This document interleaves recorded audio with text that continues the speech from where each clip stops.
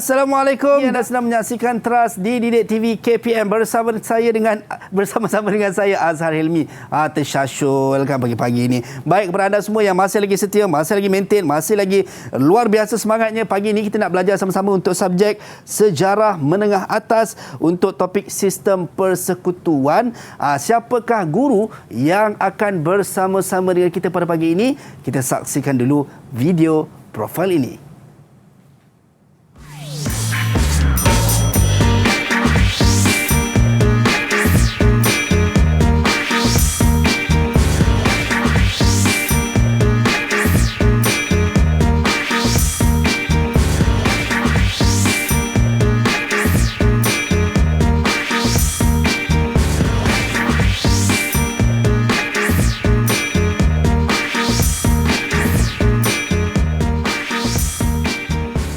Baik, kita bersama dengan Cikgu Ghazali Mastor, Guru Kanan Mata Pelajaran Sains Kemanusiaan SMK Sri Gading, Batu Pahat, Johor. Waalaikumsalam. Apa khabar Cikgu? Sihat Cikgu? Alhamdulillah sihat. Nampak berseri-seri muka Cikgu pagi ni. Masih pakai mask nampak berseri ya. Baik, insyaAllah Cikgu. Kita masih nak kena membudayakan norma baharu. Yes, dalam fasa pandemik COVID-19 ni, kita menjaga penjarakan fizikal sekurang-kurangnya 1 meter dan juga kita memakai pelitup muka serta Cikgu kita nak sanitasi tangan kita Cikgu. Ya, boleh. Baik. Dengan gel pembasmi kuman. Kalau tak ada gel pembasmi kuman ataupun mungkin anda dekat rumah, so anda boleh saja gunakan air dan juga sabun untuk sama-sama kita nak membasmi kuman ataupun nak memutuskan rantaian penularan wabak COVID-19. Baik Cikgu, kita dah sanitasi tangan kita, so kita boleh buka face mask. Itu dia. Yang penting bila dah buka face mask, kena simpan betul-betul. Kalau ada kes, simpan dalam kes. Kalau tak ada, simpan dalam saku anda. Jangan buang merata-rata. Kalau nak buang, terus buang dalam tong sampah. Itu dia handsome-nya cikgu kita kan. Bila tengok, nampak lagi berseri. Naik seri dia tu. Baik cikgu, kita takkan berdua je cikgu. Kita nak jemput rakan-rakan kita daripada SMK Sri Gading, Batu Pahat, Johor untuk bersama-sama dengan kita untuk kelas pada pagi ini. Kita persilakan untuk masuk ke studio secara maya kan, walaupun tak dapat secara fizikal. Baik. Assalamualaikum, apa khabar semua? Boleh buka, boleh unmute mikrofon. Semua sihat ya pagi ni? Sehat, Alhamdulillah. Sihat, Alhamdulillah. Baik, kita nak berkenal-kenalan. Tak kenal maka tak cinta. So betul. Kita nak berkenalan dengan rakan kita yang pertama, Akira Adriani. Perkenalkan diri anda, terima kasih. Hai, Assalamualaikum semua. Saya Akira Adriani binti Harmazi dari SMK Sri Gading.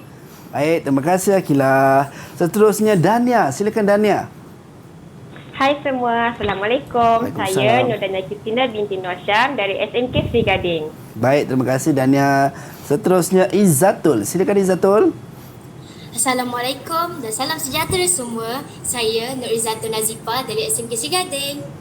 Baik, terima kasih Izzatul. Seterusnya Hanis, silakan Hanis. Assalamualaikum dan hai semua. Saya Hanis Syahada binti Salim dari SMK Sri Gading juga. Baik, terima kasih Hanis. Semua dah ready untuk belajar kelas kita pagi ni? Kalau dah ready, double thumbs up sikit. Cing. Begitu. Baik, semua dah ready dan saya yakin dan percaya murid-murid ataupun rakan-rakan kita di rumah pun dah bersedia dengan buku nota dan juga pen untuk mencatat apa saja poin-poin yang cikgu nak sampaikan pada pagi ini. Baik cikgu, bila sebut pasal sejarah, kita yakin dan percaya banyak melibatkan fakta yang perlu diingat. Tambah-tambah topik kita pada pagi ini adalah berkenaan dengan sistem persekutuan. So sebenarnya apa yang nak disampaikan cikgu dalam sistem persekutuan ni cikgu? Baik. Seperti yang kita tahu, negara kita Malaysia merupakan sebuah negara persekutuan yang mempunyai sejarahnya yang tersendiri. Sangat unik ya negara kita. Dan pada hari ini kita akan lihat sebenarnya peranan dan tugas kerajaan ataupun kerajaan persekutuan dan juga kerajaan negeri.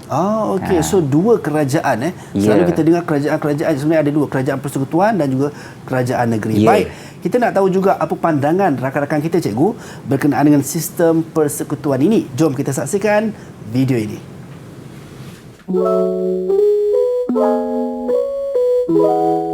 Boleh Adina jelaskan apakah yang dimaksudkan dengan persekutuan? Maksud persekutuan ialah penyatuan beberapa buah negeri bagi membentuk sesebuah negara bersekutu. Apakah pula unsur penting dalam sistem persekutuan? Antara unsur penting ialah kerajaan negeri, kerajaan pusat serta pembahagian kuasa dalam sesebuah negara. boleh Balkis kongsikan keperluan pentadbiran persekutuan dan negeri? Antara keperluan pentadbiran persekutuan dan negeri ialah untuk melincinkan sistem pentadbiran kita. Selain itu, ianya juga menjadikan sistem pentadbiran kita lebih sistematik. Bukan itu sahaja, sistem pentadbiran persekutuan dan negeri diperlukan supaya kuasa-kuasa di negara kita dapat diagihkan. Adakah sistem pentadbiran negara kita sekarang mewarisi kegemilangan Kesultanan Melayu? Ya, pembentukan sistem persekutuan merupakan penerusan tradisi sejarah di Malaysia. Sistem ini berakar umbi daripada pemerintahan beraja dan berkait rapat dengan perluasan pengaruh British dalam pentadbiran negeri Melayu. Itu dia pandangan rakan-rakan kita ataupun pelajar-pelajar kita berkenaan dengan sistem persekutuan. Dan cikgu, sebenarnya saya tak sabar juga nak belajar ataupun nak ulang kaji sama-sama berkenaan dengan sejarah sistem persekutuan ni, cikgu. Silakan, cikgu. Baik, sebelum saya teruskan pembelajaran kita pada hari ini dalam talian, saya minta semua pelajar untuk bersedia dengan buku teks sejarah tingkatan 5 yang saya paparkan ini, buka halaman 68 hingga 71. Jadi bersedia dengan buku teks ini pada halaman yang saya sebutkan tadilah, Azhar. 68 sampai 71. Ya, untuk bahagian 4.2 untuk sejarah bagi sistem persekutuan ini. Jadi saya harap pelajar boleh bersedialah dengan buku teks tersebut. Baik, boleh saya teruskan? Boleh, silakan, cikgu. Baik. Untuk yang pertama ini, saya akan maklumkan kepada semua penonton yang berada di rumah dan juga pelajar saya yang berada di dalam talian. Perkara yang pertama adalah saya ingin pelajar-pelajar dapat menjelaskan tentang bidang kuasa bagi kerajaan persekutuan dan juga kerajaan negeri. Dan yang keduanya, sudah pastilah menjelaskan kepentingan bagi mewujudkan pentadbiran yang sistematik untuk sistem persekutuan tadi tu. Baik, kita lihat untuk kerajaan persekutuan dan juga kerajaan negeri. Baik, untuk anak-anak pelajar di rumah, maksud saya di sekolah, di sekolah sekarang, ada berapa bentuk bagi kerajaan Malaysia kita sekarang? Okey. Kira, cikgu. Ya, silakan Kira. Silakan Kira. Pentadbiran kerajaan Malaysia ni terbagi kepada 3 bentuk tau, iaitu kerajaan persekutuan, kerajaan negeri dan kerajaan tempatan. Ya, bagus Kira kerana memaklumkan ada 3 bentuk tadi tu Baik, dan kita lihat pula pembahagian kuasa di kalangan 3 itu Okey, di dalam perlembagaan persekutuan telah memperuntukkan kuasa khusus antara kerajaan persekutuan dan juga kerajaan negeri, di mana pembahagian kuasa ini bertujuan agar pentadbiran lebih licin dan sistematik dan juga untuk mengelakkan segala permasalahan yang berlaku. Dan untuk makluman semua juga, peruntukan kuasa yang lebih diberikan kepada peringkat persekutuan. Azhar. Dan tiada peruntukan khusus Azhar bagi kerajaan tempatan. Sebaliknya, kerajaan tempatan diletakkan di bawah bidang kuasa kerajaan negeri. Bila kita sebut kerajaan tempatan tu, nanti kita akan lihatlah apa itu kerajaan tempatan. Tu saya salah kata, belajar sejarah ni sangat menarik. Seronok belajar sejarah. Betul tak yang berada di sekolah sana? Baik, kita teruskan iaitu kuasa bagi kerajaan persekutuan. Okey. Untuk kerajaan persekutuan ini, di peringkat persekutuan, institusi yang berkuasa membuat undang-undang bagi seluruh Malaysia adalah Parlimen. Parlimen. Okey.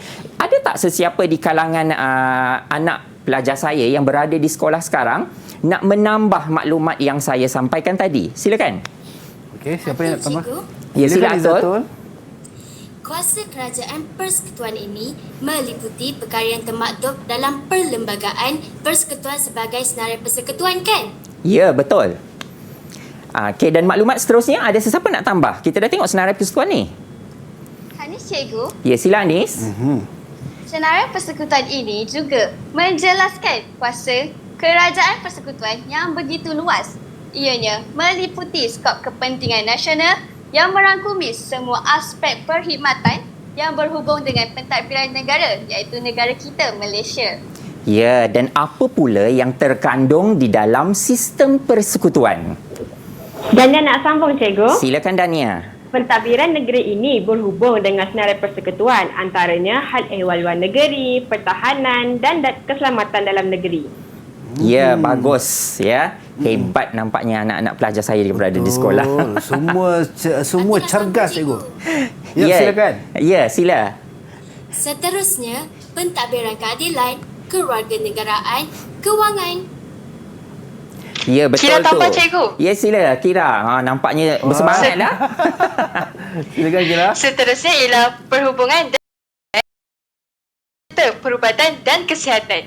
Ya, nampak ya senarai kandungan dalam senarai persekutuan. Kita dapat lihat banyak perkara yang dilakukan oleh kerajaan persekutuan. Macam cikgu cakap tadi, kuasa kerajaan persekutuan lebih sikit berbanding kerajaan negeri dan juga kerajaan tempatan di bawah bidang kuasa kerajaan negeri. Ya, betul. Itu dia. Baik, satu input yang kita dah dapat, kita nak kena hadam, kita nak kena sama-sama faham. Baik, dan kita nak berhenti rehat seketika, cikgu. Kita bagi ruang dan peluang untuk pelajar-pelajar kita kat rumah istirahat kejap. Kita sambung sekejap lagi dalam Teras Didik TV KPM.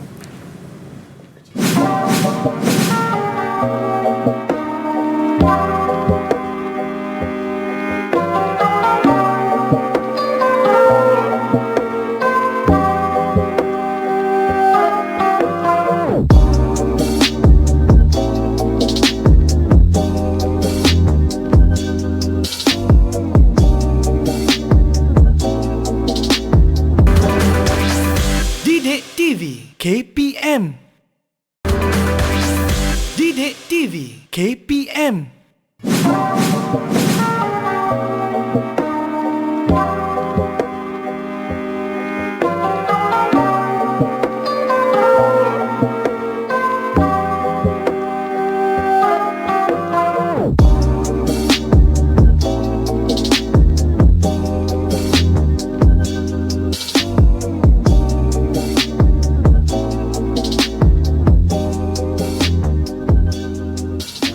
Baik, kembali dalam Teras di Didik TV KPM bersama dengan saya Azhar Helmi. Baik cikgu, kita nak teruskan kelas kita. Ya. Rakan-rakan kita di Google Meet semua masih okey? Masih ons? Ons ke tak ons? Alright, masih ons lagi. Baik cikgu, silakan cikgu.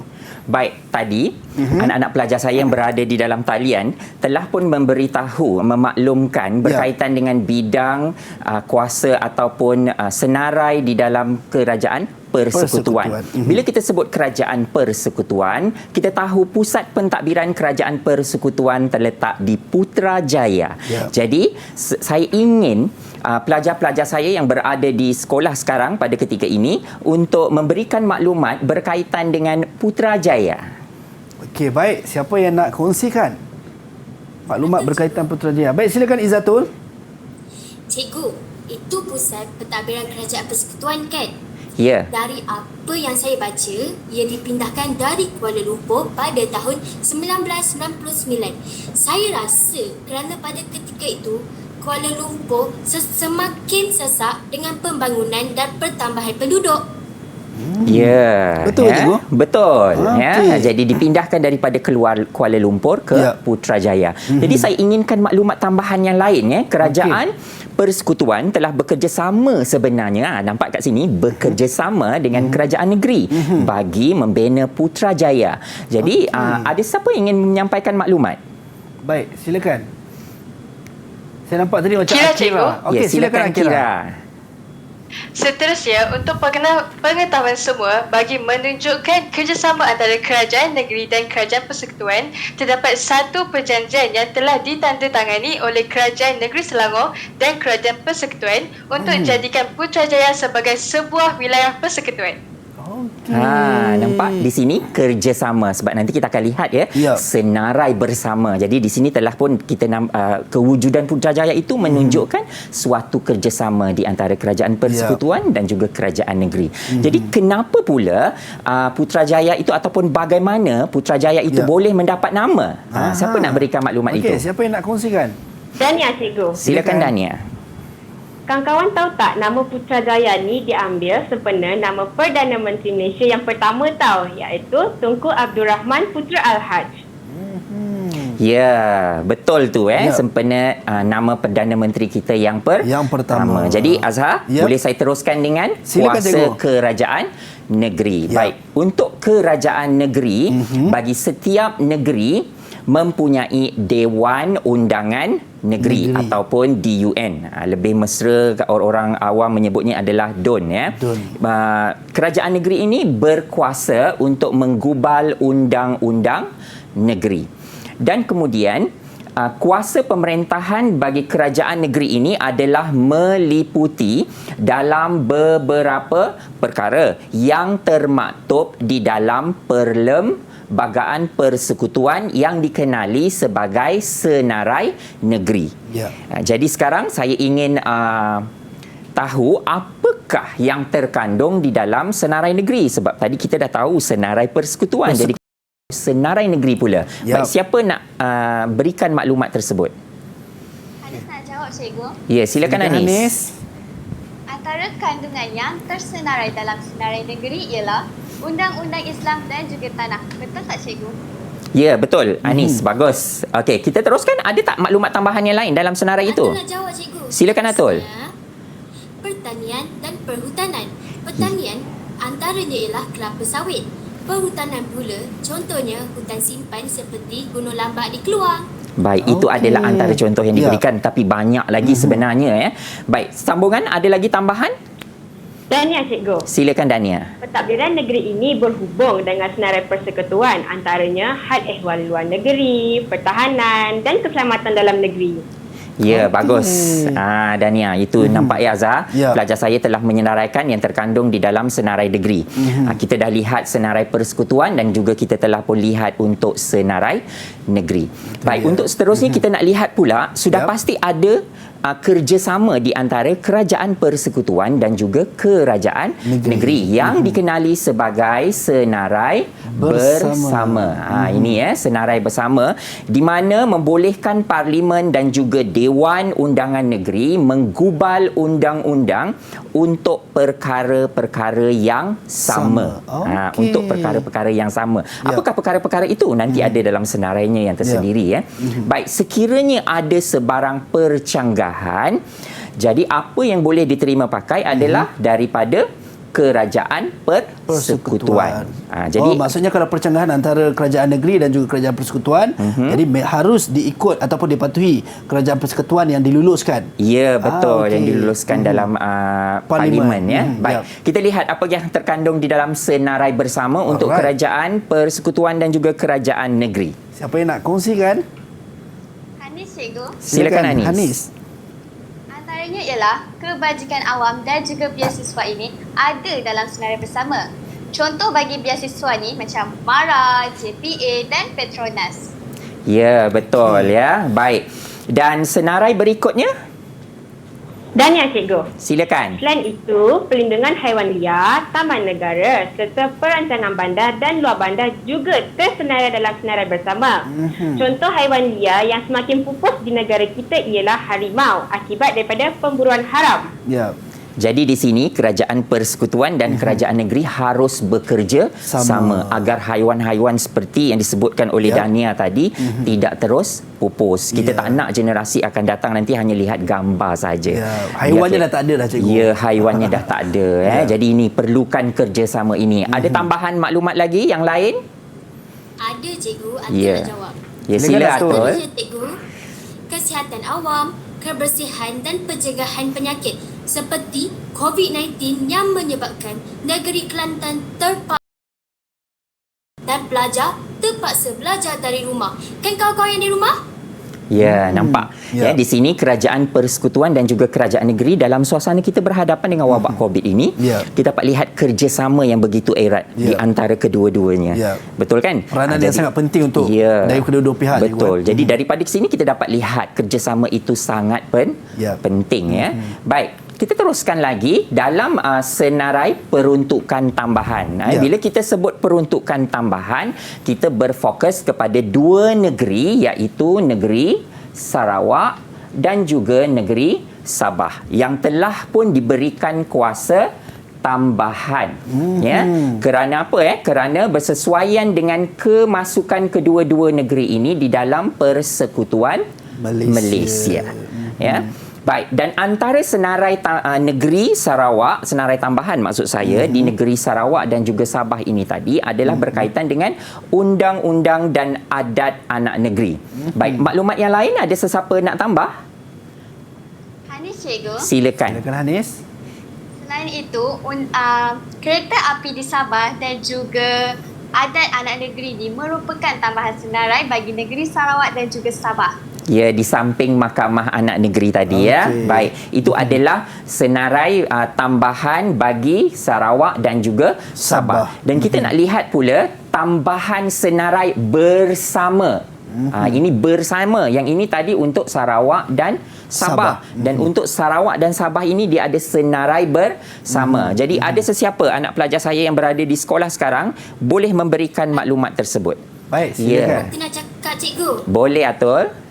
Okey, tambahan senarai bersama bagi Sarawak dan Sabah ialah undang-undang diri seperti perkahwinan, perceraian dan nafkah yang berkaitan dengan undang-undang keluarga. Ya, hal-hal kekeluargaan di situ. Ya, sila Anis. Selain itu, penyelidikan pertanian dan perhutanan, pengawalan makhluk perosak dan pencegahan penyakit untuk tumbuhan juga merupakan tambahan senarai bagi negeri Sarawak dan juga Sabah. Ya, kalau kita lihat di sini, ianya boleh membantu pembangunan ekonomi. Ya. Baik, kita teruskan. Yang lain ada? Oh, ini nampaknya Kira angkat tangan. Silakan Kira. Cikgu, Kira nak tambah yang terakhir iaitu pilihan raya bagi Dewan Negeri iaitu bagi negeri Sabah dan negeri Sarawak. Ya, baru-baru ni ada berlaku pilihan raya negeri. Negeri mana yang lakukan pilihan raya itu? Siapa nak jawab? Kira, cikgu. Ya, sila Kira. Negeri Sabah, cikgu. Ya, betul. Ya, yang kita baru saja jumpa dengan pilihan raya tersebut. Ya. Baik, kita teruskan dengan peranan kerajaan tempatan. Tadi Kira dah sebut ada 3 bentuk pentadbiran ya, kerajaan persekutuan, kerajaan negeri dan juga kerajaan tempatan. Di mana kerajaan tempatan tadi Azhar pun tahu dia di bawah bidang kuasa kerajaan negeri ya. Jadi kita tengok pula peranan bagi kerajaan tempatan. Di mana kerajaan tempatan ini merupakan kerajaan di peringkat yang ketiga yang telah pun diberi kuasa baik untuk mentadbir dan juga melaksanakan tanggungjawab mereka di sesebuah kawasan yang telah pun diwartakan. Ya. Dan kemudian kerajaan tempatan ini juga dikenali juga sebagai pihak berkuasa tempatan ataupun PBT. Ini nampaknya kita selalu dengar PBT rupanya itu adalah kerajaan tempatan dan ianya di bawah bidang kuasa kerajaan negeri. Baik, dan kerajaan tempatan ini kalau kita lihat ianya sebagai perantara. Bila sebut perantara ada sesiapa nak berikan pencerahan? Okey, silakan. Kira, cikgu. Ya, sila Kira. Kerajaan tempatan ini juga menjadi pengantara antara kerajaan negeri dan rakyat. Contohnya kat sini kerajaan negeri, kat sini rakyat. Kat tengah-tengah adalah kerajaan tempatan yang memberi perkhidmatan kepada penduduk setempat. Ya, nampak itu pencerahan daripada Kira. Baik, ada sesiapa nak berikan fungsi bagi kerajaan tempatan? Ya, silakan. Silakan. Saya nampak macam Izzatul, cikgu. Ya ke? Izzatul? Fungsi kerajaan tempatan. Okey, cikgu. Fungsi kerajaan tempatan ni digariskan oleh Akta Kerajaan Tempatan 1976, Akta 171. Ia merangkumi semua jenis kerajaan tempatan seperti Majlis Bandaraya, Majlis Perbandaran dan Majlis Daerah. Kan cikgu kan?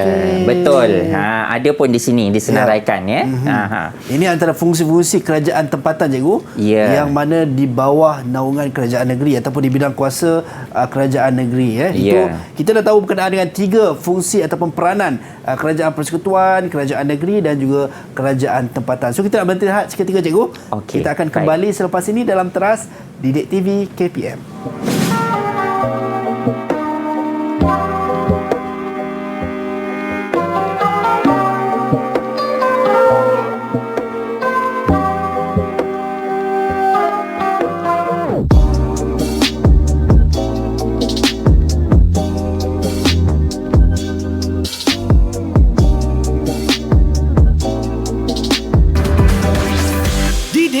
TV KPM.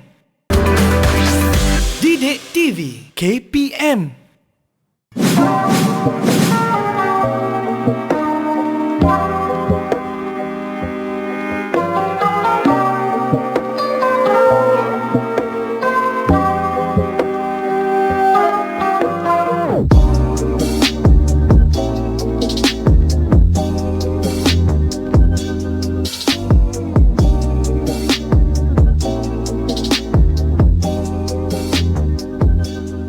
Baik, kembali dalam Teras di Didik TV KPM. Tadi kita dah tahu berkenaan dengan peranan kerajaan tempatan yang mana menjadi perantara antara rakyat dan juga kerajaan negeri. Betul tak cikgu? Ya, betul.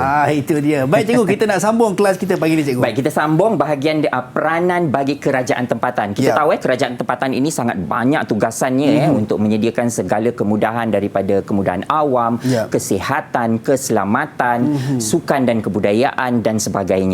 Jadi kita dapat lihat itu adalah fungsinya yang mereka lakukan di bawah arahan ataupun kerjasama dengan kerajaan negeri. Jadi saya sebenarnya telah memberi tugasan kepada pelajar-pelajar saya ini, Azhar. Tugasannya adalah saya berikan mereka ini seperti mereka ini adalah penasihat undang-undang. Saya nak mereka ini memainkan peranan sebagai penasihat undang-undang. Tetapi hanyalah sebagai kajian asas sahaja, bukan kajian mendalam. Seperti pelajar tingkatan 5, dia wajib melakukan kajian kes. Jadi ini adalah sebahagian daripadanya lah. Jadi tugasannya adalah anda terlibat dalam pengendalian projek kerajaan persekutuan dan kerajaan negeri. Kaji status penggunaan tanah terhadap projek yang dipilih. Jadi sekarang kita nak lihat pembentangan. Peranan yang saya berikan kepada pelajar saya adalah penasihat undang-undang.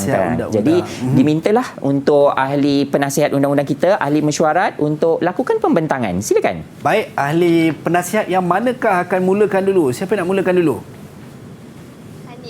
Okey, baik, kita persilakan ahli penasihat kita yang pertama, Hanis. Silakan Hanis. Terima kasih Tuan Pengerusi. Saya ingin memaklumkan tentang status pertukaran tanah berdasarkan apa yang telah saya kaji. Secara umumnya, semua tanah yang telah diberi hak milik ini terbahagi kepada 3 kategori. Yang pertama pertanian, yang kedua bangunan dan yang ketiga ialah industri. Semua pemilik tanah ini sepatutnya menggunakan tanah berikut mengikut kategori kegunaan tanah dan juga syarat nyata dalam hak milik. Ahli mesyuarat sekalian, apabila mana-mana individu atau syarikat gagal berbuat demikian iaitu dengan melanggar syarat yang telah ditetapkan, pihak berkuasa negeri boleh merampas balik tanah tersebut. Tuan punya tanah yang ingin menggunakan tanahnya untuk kategori selain daripada yang telah tercatat dalam hak milik, mereka perlu mengambil tindakan iaitu dengan cara mengikut syarat permohonan. Pihak berkuasa negeri ini akan mengenakan bayaran premium tambahan terhadap setiap permohonan tukar syarat yang diluluskan. Ahli mesyuarat sekalian, bayaran premium yang akan dikenakan daripada pertanian kepada kediaman ialah 15%. Selain itu, daripada pertanian kepada industri terbahagi kepada 3 bahagian. Yang pertama ialah industri ringan 20%, industri sederhana 25% dan industri berat pula ialah 30%. Ahli mesyuarat sekalian, kadar bayaran premium ini ialah melalui peratus daripada nilaian tanah yang baru sahaja diluluskan. Itu sahaja maklumat daripada saya yang telah saya kaji. Ya, terima kasih Hanis, penasihat undang-undang kita yang pertama yang menerangkan secara umum tentang topik yang saya berikan. Baik, kita pergi kepada penasihat undang-undang kita yang kedua. Silakan. Baik cikgu, jom cikgu, siapa yang nak teruskan ahli majlis penasihat yang kedua? Silakan. Kira. Terima kasih pengerusi majlis, pengerusi dan ahli mesyuarat sekalian. Saya ingin membuat penambahan tentang hasrat kerajaan persekutuan untuk melaksanakan projek lebuh raya yang menghubungkan negeri Johor dan negeri Kelantan. Berdasarkan hasil kajian saya, penukaran status tanah perlulah mengikuti proses tukar syarat tanah iaitu proses mengubah kegunaan tanah asal kepada tanah yang lebih maju. Ahli mesyuarat sekalian, saya juga telah diberikan tugasan berkaitan projek lebuh raya yang menghubungkan negeri Johor dan negeri Kelantan. Projek ini memerlukan rundingan dan persetujuan dari beberapa buah negeri iaitu Negeri Johor, Negeri Pahang, Negeri Terengganu dan Negeri Kelantan. Perkara ini adalah kerana kerajaan negeri juga berkuasa penuh ke atas tanah yang akan digunakan. Ia melibatkan tanah persendirian, tanah hak milik syarikat dan tanah Rizab Melayu negeri-negeri tersebut. Seterusnya, kerajaan negeri juga akan untuk menentukan berapa keluasan tanah yang akan digunakan dan berapa kadar pampasan yang akan diberikan kepada individu-individu yang terlibat. Jadi, saya rasa tiada masalah untuk kerajaan persekutuan untuk melaksanakan projek lebuh raya ini kerana secara tidak langsung projek ini dapat meningkatkan infrastruktur dan ekonomi negara kita. Sekian, itu saja. Baik, terima kasih Kira. Nampaknya penasihat undang-undang kita yang kedua ini menerangkan tentang pembinaan lebuh raya Johor, menghubungkan Johor dan juga Kelantan. Ya, betul. Jadi kita lihat penasihat undang-undang kita yang ketiga. Dipersilakan. Silakan. Terima kasih pengurusi musyarat. Di sini saya ingin membentangkan tentang apa yang telah ditugaskan kepada saya pada musyarat yang lepas berkaitan tentang status pertukaran tanah. Jika kita lihat berdasarkan kajian saya tentang status pertukaran tanah pertanian kepada tanah perumahan di Terengganu, tiada undang-undang yang mengatakan bahawa status pertukaran tanah ini tidak boleh dilakukan kerana adanya pertambahan penduduk secara drastik di Terengganu. Untuk pengetahuan Tuan Pengerusi, setiap kali permohonan pertukaran tanah dibuat, terdapat beberapa jabatan yang terlibat untuk memberikan pandangan serta ulasan. Antaranya ialah Pejabat Tanah Daerah, Jabatan Tanah, Majlis Daerah dan lain-lain lagi. Ahli masyarakat sekalian, kerajaan turut terlibat dalam isu status pertukaran tanah ini dengan merujuk kepada rancangan daerah dalam menentukan sama ada kawasan pertanian itu tadi untuk dijadikan sebagai kawasan perumahan, perniagaan, perindustrian dan sebagainya. Akhir sekali, Musyawarah ESKO akan menentukan sama ada kawasan pertanian itu tadi diluluskan ataupun tidak. Menurut tugasan saya yang telah saya kaji ini menunjukkan bahawa kerajaan negeri mempunyai kuasa dalam status pertukaran tanah. Sekian, itu saja daripada saya. Okey, terima kasih. Ya, betul. Ya. Terima kasih kepada Dania Kristina tadi. Kita teruskan dengan ahli majlis penasihat yang terakhir, Cikgu. Ya, betul. Kita persilakan Izzatul. Terima kasih Tuan Pengerusi. Saya ingin mengemukakan maklumat yang saya peroleh untuk guna tanah di Sabah dan Sarawak di mana Jabatan Tanah dan Survey yang akan menguruskannya. Jabatan ini diketuai oleh penolong pengarah tanah. Ahli mesyuarat sekalian tahukah bahawa bahagian V Kanun Tanah Negeri Cap 81 bertanggungjawab untuk mengadili pemilikan tanah secara sistematik. Permohonan boleh dibuat pada bila-bila masa sebelum tempoh pajakan tamat melalui borang RLL yang boleh diambil dari Jabatan Tanah Survey. Seterusnya, ahli mesyuarat sekalian, penggunaan tanah tidak boleh bercanggah dengan syarat-syarat surat hak milik. Akhir sekali, kadar premium bagi tempoh pajakan tanah untuk tujuan industri ialah 40% bagi tanah bandar, 35% bagi tanah pinggir bandar dan bagi tanah luar bandar pula sebanyak 25%. Ini bermakna apa sahaja projek pembangunan yang melibatkan urus tadbir tanah masih di bawah tanggungjawab kerajaan negeri. Nampaknya Atul begitu semangat ya menerangkan, memainkan peranan. Saya pun jadi takut dia marah ke dia cerita dah. Baik, Cikgu. So selesai keempat kita punya ahli majlis penasihat membentangkan mereka punya hasil kajian mereka, Cikgu. Hasil kajian mereka ini hanyalah sebagai peringkat asasnya sahaja dan mereka melakukan kajian melalui laman-laman sesawang maklumat yang mereka dapat daripada macam majlis daerah, pejabat tanah, majlis bandaran, maklumat yang diperoleh daripada situ. Dan untuk pengetahuan semua sebenarnya melalui KSSM ini, pelajar dari tingkatan 1 hingga tingkatan 5 mereka ini diwajibkan melakukan kajian kes. Jadi kajian kes ini mereka boleh merujuk daripada beberapa buah buku. Seperti buku yang saya bawa pada hari inilah. Buku antara bukunya lah, kalau untuk tingkatan 5 mereka boleh menggunakan buku seperti inilah, Pengajian Malaysia. Nampak seperti pelajar IPT dan IPTS punya buku, tetapi pelajar-pelajar masih boleh menggunakan buku ini. Okey, dan cikgu, kita tunjuk sekali lagi cikgu dekat penonton-penonton di rumah, mungkin ada yang nak dapatkan juga buku ni. Ya, boleh cari buku ni. Jangan nanti kata buku ni untuk pelajar IPT, cikgu. Tak, sebenarnya ianya sebagai bacaan tambahan. Antara buku lain yang berikut adalah Malaysia Kita. Jadi pelajar-pelajar ini perlu banyak membaca buku-buku tambahan lain selain daripada buku teks yang saya tunjukkan di awal pembelajaran tadi. Jadi itu adalah tentang kajian yang pelajar kena lakukan, wajib ya.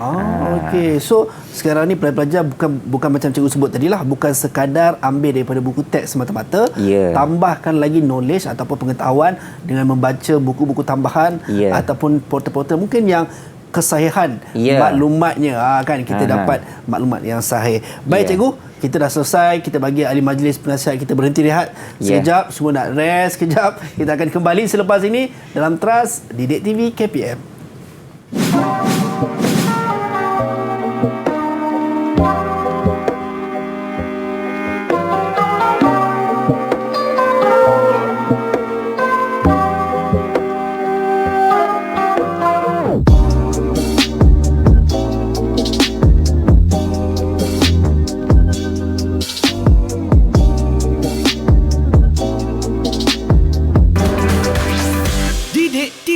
KPM. Didik TV KPM.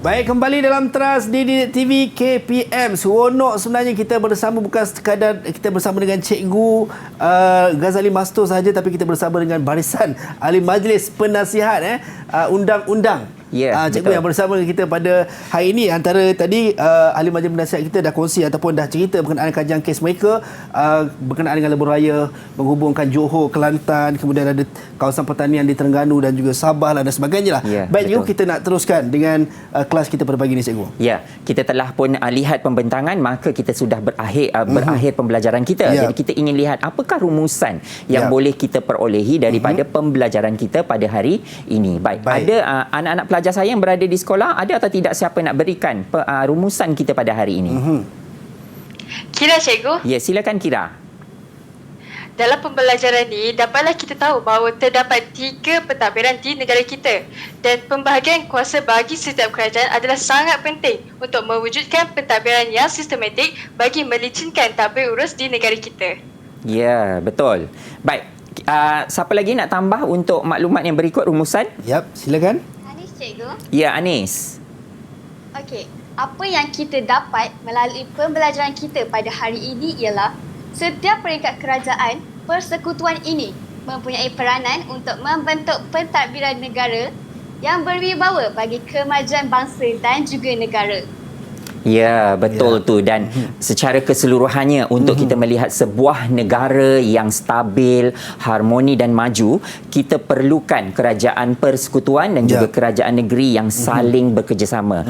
Dan bagi melicinkan lagi pentadbiran bagi setiap negeri, pihak berkuasa tempatan akan memainkan peranan mereka dengan memperkecilkan kawasan-kawasan pewartaan agar tugas mereka itu dapat diperkemas dan terus sampai kepada rakyat. Apa yang ingin diberikan kepada rakyat. Baik, itu adalah kita punya pembelajaran pada hari ini. Ya, itu dia. Baik cikgu, dan seronok sebenarnya secara tak langsung selalu kita dengar berkenaan dengan kempen cintailah negara kita, cintailah negara kita. Tetapi bagaimana kita nak mencintai negara kita sedangkan kita tidak memahami kan berkenaan dengan apa yang ada dalam negara kita dan bagaimana sesuatu kerajaan itu berfungsi. Macam cikgu sebutkan tadi berkenaan dengan kerajaan persekutuan, di manakah peranannya, di manakah sumbangannya, di manakah garis panduan yang mereka akan lakukan, apa yang perlu mereka lakukan. Sama juga seperti kerajaan negeri, cuma pertama yang saya rasa tadi membezakan kerajaan tempatan dengan kerajaan negeri serta persekutuan adalah kerajaan tempatan tidak menggubal undang-undang. Ya, betul. Kan yang menggubal undang-undang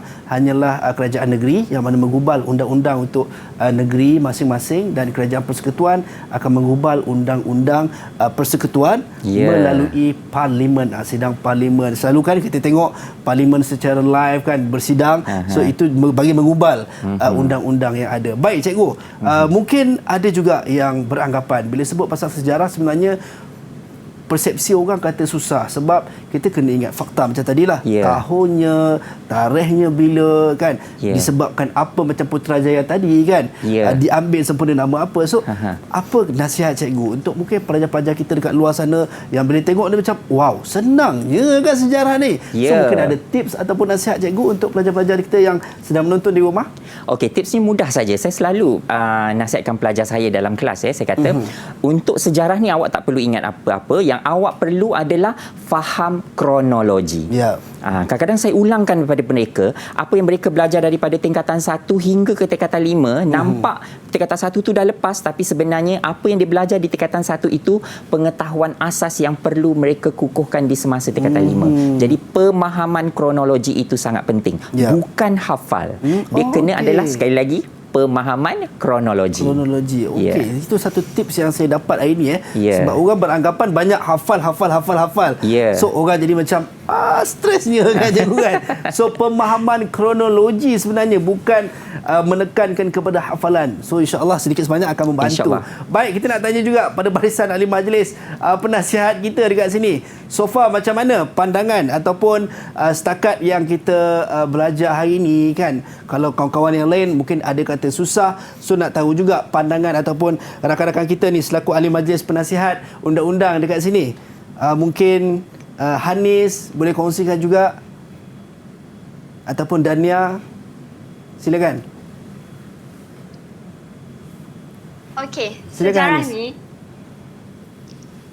sejarah ni apa yang kita perlu buat ialah hafal setiap urutan macam urutan dari dulu, zaman dulu sampailah zaman sekarang. Tak perlu hafal. Cuma faham sahaja. Faham, macam cikgu sebut tadi lah, faham kronologi. Ingat daripada dulu sampai sekarang. Kalau macam Hanis ni bagaimana teknik ataupun tips Hanis ni nak buat ataupun nak faham dalam sejarah ni Hanis? Ambil isi yang penting sahaja, tak perlu hafal satu buku tu. Macam faham sahaja apa dia punya urutan dia. Okey, baik, terima kasih kepada ahli majlis penasihat Hanis. Bagus, saya sangat terinspirasi dengan karakter mereka cikgu. Sangat cepat, sangat berlumba-lumba dalam belajar. Baik, seorang lagi, siapa yang nak kongsikan? Silakan kalau nak berkongsi dengan kita dekat sini berkenaan dengan sejarah ni. Mungkin Dania, silakan. Dania Kristina. Ya, pada pendapat saya, seperti yang Cikgu Ghazali kata tadi, kita perlu fahami kronologi yang kita pelajari. Dari kita tingkatan 1, tingkatan 2, ingat setiap urutan tu. Kita kena faham apa yang terjadi, bila yang terjadi, sebab apa yang terjadi. Dengan itu kita boleh faham setiap sejarah-sejarah yang berlaku. Ya, itu dia. Baik, terima kasih Dania Kristina. Dahsyatlah anak-anak pelajar cikgu ni. Sehebat gurunya juga kan. So terima kasih banyak kepada Cikgu Ghazali Mastur selaku guru kanan mata pelajaran Sains Kemanusiaan SMK Seri Gading Batu Pahat Johor, serta rakan-rakan kita yang bersama kita pada pagi ini daripada SMK Seri Gading Batu Pahat Johor juga untuk subjek kita sejarah. So mulai sekarang no more susah untuk sejarah, sebenarnya mudah, tinggal faham ataupun memahami kronologi. Ya, betul. Kan, jangan kita tekankan kepada hafalan tetapi pemahaman kronologi. Baik, insya-Allah terima kasih kepada anda yang setia di Teras Didik TV KPM. Sampai berjumpa lagi di lain waktu, di lain masa dan di lain ketika dalam Teras Didik TV KPM. Jumpa lagi. Assalamualaikum dan salam sejahtera.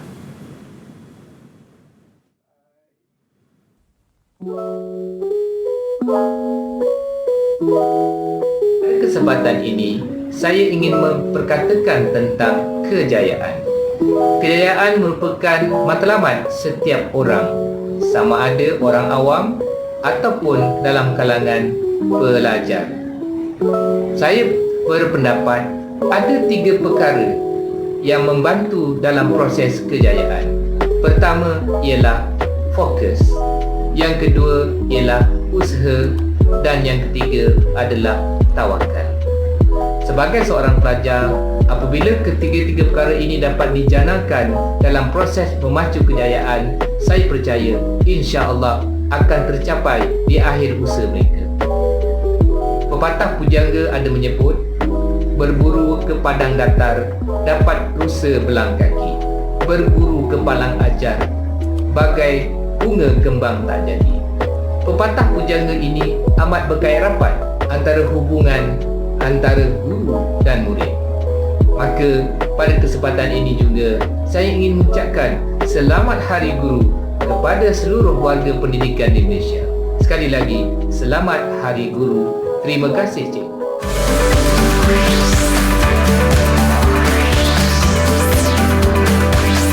Didik TV KPM